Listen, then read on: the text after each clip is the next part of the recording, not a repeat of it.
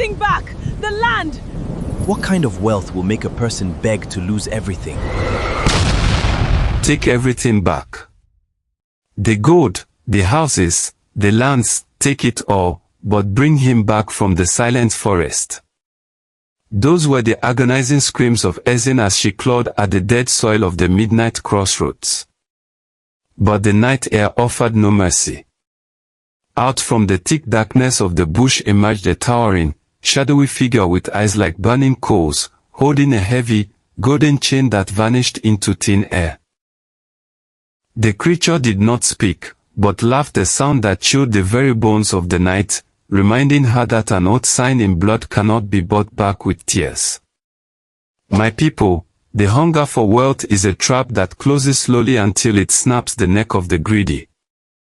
Ezinne thought she was selling a boy who did not belong to her. She did not know she had traded her own soul to the keepers of the deep. Sit down, get comfortable, and listen with your heart.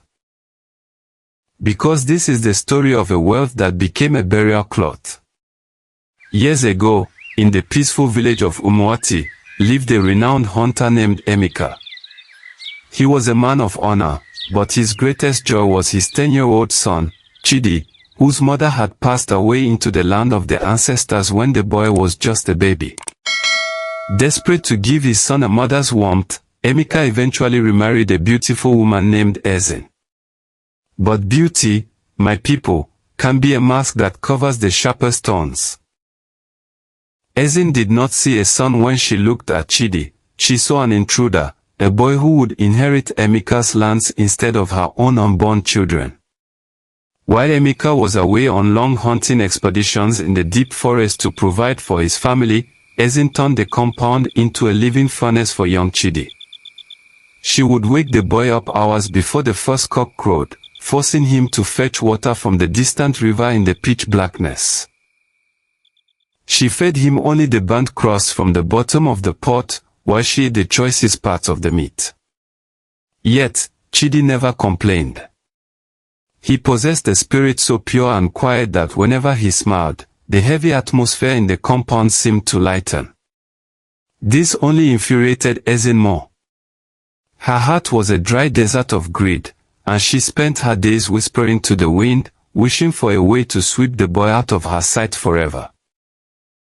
The opportunity for wickedness always presents itself to an eager heart. While Emeka was away on a massive 4-week royal hunt in a neighboring kingdom, a mysterious, wealthy merchant known only as Chief Nduka arrived at the fringes of Umuati. It was rumored that Nduka did not trade in regular goods, but in secrets, destinies, and souls. Ezinne, driven by a desperate desire to become the richest woman in the clan, sought out the merchant in the dead of night. In that dark forest clearing, Nduka made her a promise that would change her life. He told her he would give her wealth that would never run dry, a chest of gold, vast farmlands, and a name that would command respect across 7 villages. But the price was high. She had to hand over young Chidi to join his traveling caravan of silent laborers, a boy who would never see his home again. Blinded by the glitter of the merchant's gold, Ezinne did not hesitate. The very next morning, she lied to Chidi, telling him they were going to the big market town to buy him new clothes for his father's return. The innocent boy walked ahead of her, laughing and singing traditional songs of joy, completely unaware that his own stepmother was leading him to the slaughter. At the boundary of the village, she handed the weeping boy over to Nduka's burly, silent men. That afternoon, Ezinne returned to an empty compound, but as she opened her old wooden box, it was overflowing with pure, heavy gold that seemed to glow with a strange, dark warmth. She felt no regret. She only saw a future where she was queen. Ezinne instantly became the envy of Umuati. She built a massive compound, bought rows of expensive wrappers, and hired servants to cook her meals. When people asked how she acquired such sudden fortune while her husband was away, she claimed her wealthy uncle had died and left her an inheritance. But my people, blood has a voice, and a stolen life leaves footprints that cannot be washed away by gold. The first red flag appeared in the open market. The village madman, a soul who saw into the spiritual realm, blocked her path. He threw ash into the air and screamed for all to hear, pointing at Ezinne's expensive wrappers, crying out that her clothes were woven from the tears of an innocent boy who was crying out from the belly of a dark carriage. Ezinne had her servants beat the man away, dismissing him as a lunatic. But that very night, the warnings entered her bedroom. As she lay awake counting her gold, the room suddenly turned freezing cold. From the dark corners of the ceiling, the soft, distinct whistling of Chidi's favorite song began to echo. It wasn't the wind, my people. It was the exact melody the boy sang the morning she led him to the merchant. She covered her ears, but the whistling grew louder, vibrating through the walls, accompanied by the distinct smell of burnt food, the very burnt crust she used to feed the suffering child. Ezinne drank strong palm wine to numb her mind, telling herself it was just a foolish dream, refusing to acknowledge that the spirits of justice were already taking their positions. 3 weeks later, Emeka returned from the royal hunt. But he did not return with joy.